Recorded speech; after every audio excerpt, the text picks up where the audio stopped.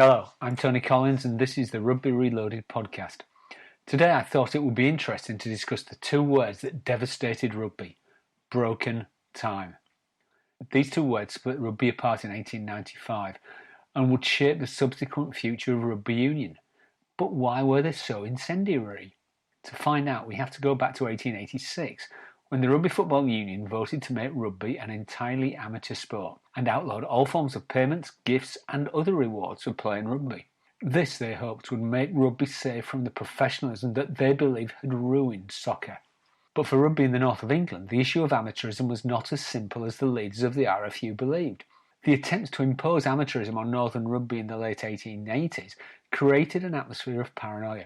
Team selections were disrupted by the arbitrary banning of players who had been convicted of violating the amateur rules. Even worse, from the point of view of club officials, fixture lists could be decimated by suspensions of opponents or of the club itself for breaking amateur regulations, leading to the loss of significant amounts of money. Many feared that amateurism would actually decimate rugby's popularity in Lancashire and Yorkshire, as a player pointed out in 1891.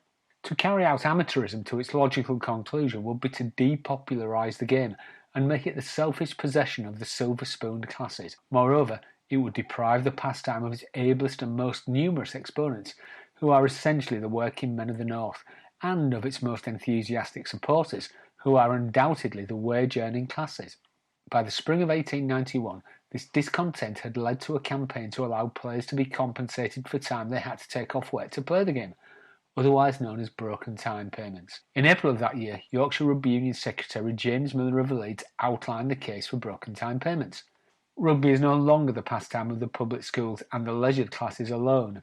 It has become the sport of the masses, of the wage-earning classes in our great manufacturing centres.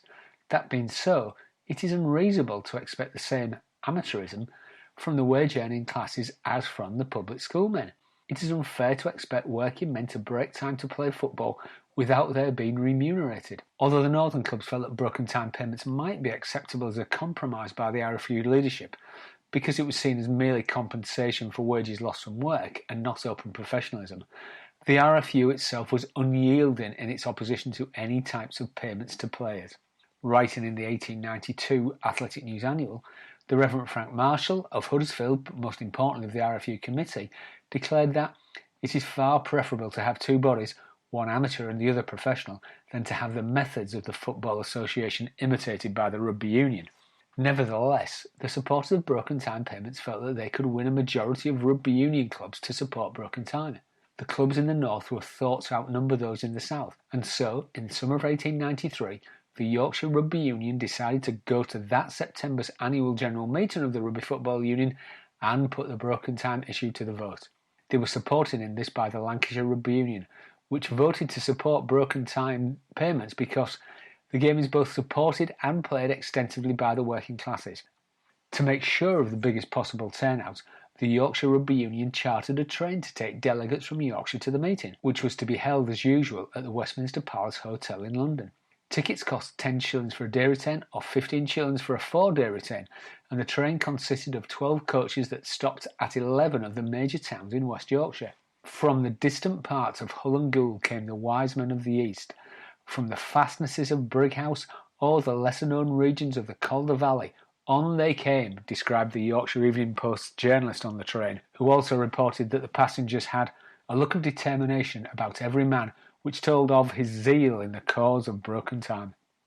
At the meeting, James Miller proposed a motion that players be allowed compensation for bona fide loss of time. He argued that the changed conditions that rugby now faced were due to the success of the RFU in popularising the game. The sport was no longer confined to the public schools and universities, but had been taken up by working men.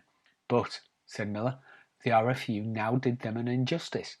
These men were constantly called upon to lose their wages in order to play for their club or their county, and at the same time they were debarred from recompense for the loss of time involved. Why should not the working man be able to play the game on level terms with the gentleman?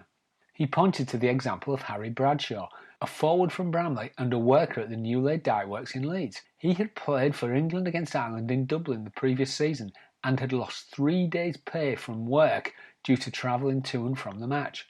In contrast, the gentleman who played in the team alongside him lost nothing. Miller claimed that this could not be called playing on level terms. The game should be played as a sport and not as a source of income, but this did not mean that these players should play it at a loss. If it was legitimate to refund travel expenses, why not refund wages lost? William Cale of the Northumberland Rugby Union opposed the broken time proposal, arguing that it is contrary to the true interests of the game and its spirit. Former RFU President Roger Walker of Lancashire doubted that honest working men really wanted to be paid broken time payments, while the Reverend Warner from Devon argued that the amateur gentleman often lost more money playing rugby than the working man. The Reverend Frank Marshall called on those who wanted to pay players to leave the RFU and form their own rugby union. In defence of broken time payments, Dewsbury's Mark Newsom said, "At present the working man was the only man who suffered anything by playing rugby. He did not play on a level with the other class of players. This motion would put them on an equal footing."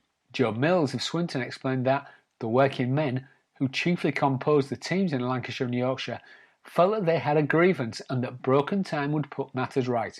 However, the debate had little bearing on the outcome of the vote, which went against broken time payments by 282 to 136. Immediately after the meeting, the RFU committee met and amended the first bylaw of the RFU constitution to restrict membership to those clubs only entirely composed of amateurs. The reaction of the supporters of broken time was controlled anger. The left-wing Manchester Weekly The Clarion said that the arguments of those who opposed broken time were a reassertion of the typical British snob's comfortable belief that the business of the working man is to work. Providence made him for that purpose. Play was intended for us gentlemen. Across the Pennines, the Yorkshireman Weekly said, "We have at last been boldly told the truth, that if a man cannot to play, he has no right to do so, that rugby football is a game for the classes, and in effect, that the masses are neither more nor less than intruders." While expressing their outrage at the decision, most northern commentators opposed leaving the RFU. "Fortunately," said the Yorkshire Post, "Yorkshiremen and Lancastrians, having been beaten at the vote, can take their defeat philosophically." But the RFU leadership was in no mood to take their victory philosophically. Pastime, the weekly edited by N.L. Jackson, one of the most zealous defenders of amateurism, who also led the Corinthians Soccer Club, said that the RFU should remove suspected clubs from membership and expel all those which avowedly sympathise with professionalism or refuse their heartiest cooperation for its detection and suppression. From Scotland, the president of the Scottish Rugby Union expressed the hope that the watchword with regard to professionalism would be no surrender. Rugby was now in a state of open civil war, and the Leeds-based Yorkshire Owl magazine warned prophetically that the English Rugby Union will never stand professionalism in the game, whatever name it is cloaked under. It would have to sacrifice many fine exponents of the game doubtless, but it would not hesitate. It would lose a good many international games, but it would still not hesitate. It was a prediction that would shortly prove to be 100% correct. I hope you've enjoyed this episode of the Rugby Reloaded podcast. If you want to follow me on Twitter, my name is @CollinsTony, and if you want to dig a bit deeper into the history of rugby and the other football codes, take a look at the Rugby Reloaded website at www.rugbyreloaded.com. Until next week, thanks for listening.